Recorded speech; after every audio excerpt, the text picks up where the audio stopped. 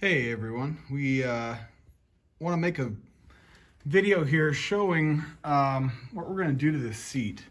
Now in the last video where I drove the truck forward and backward, I noticed how high I was sitting in the truck, and I am close to the steering wheel here. It's got a bigger steering wheel than the normal half-ton trucks because it's from a big truck. So there's not a lot of space in between the seat and there, and I'm sitting up high, so they make some kits where you can lower these seats down like 2 inches. You do lose your adjuster that slides the seat forward and backward, but I don't care about that because it's going to be all the way back anyway.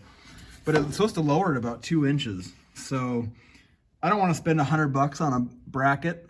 I'm just going to make my own. So I think what we're doing right now is we're going to unbolt the seat. We just about got it out. We're going to remove that whole bracket off the bottom of the seat, and I'm going to use that as a template. I may cut it apart and re-weld it smaller. I'm not exactly sure yet.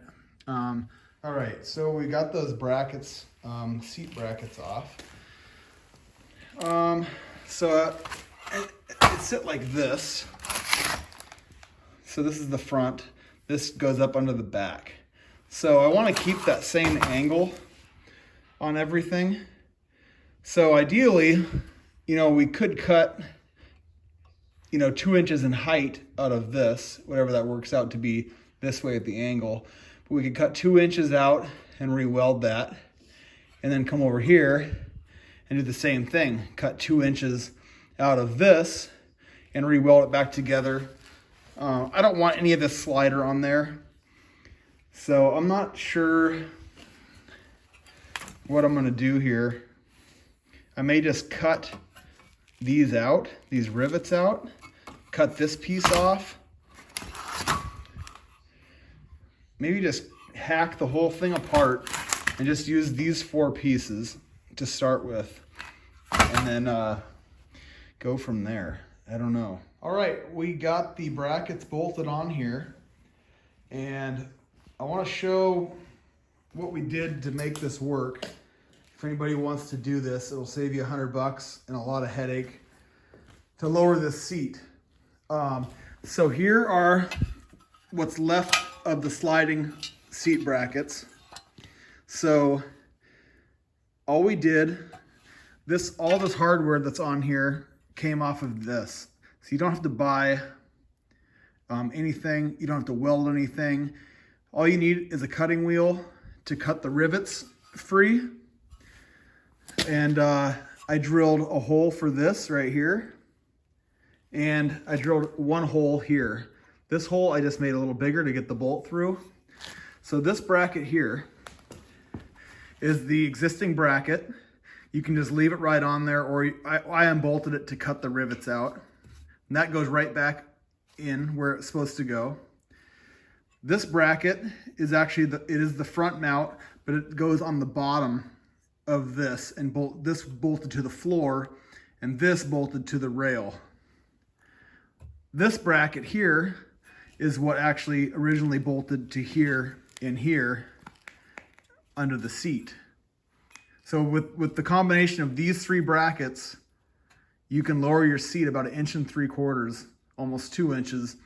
All your holes line up in the floor. You don't have to re-drill anything because these are the same width as the holes that are there.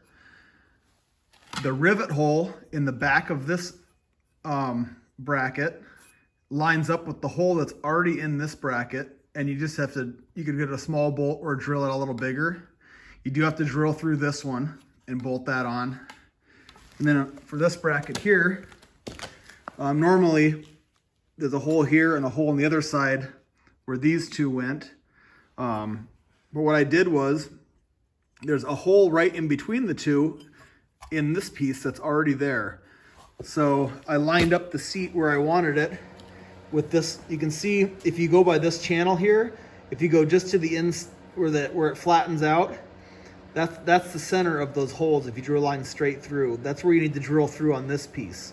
So I drilled each piece, bolted it on, and it dropped it a good 1.75 inches without really any welding. Like I said, those brackets online are $100 to $125 for the kit to lower your seat, and you can do it with the existing hardware really easily. So let's just get the seat in and we'll see how it fits.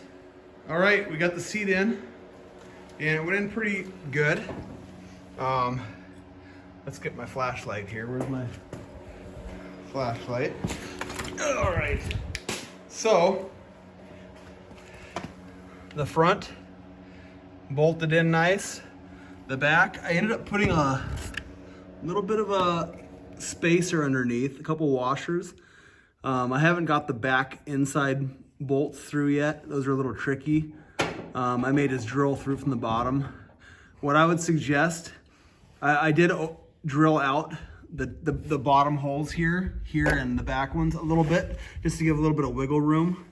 What I would suggest is not tightening the other bolts up all the way, so that everything can kind of be spun and wiggled, and to get those to line up in the right spot, because that's kind of tricky. Otherwise, just drill them out or oblong the holes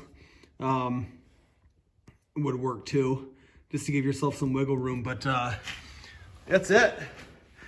I mean, I did it for basically the cost of 4 bolts. That was it.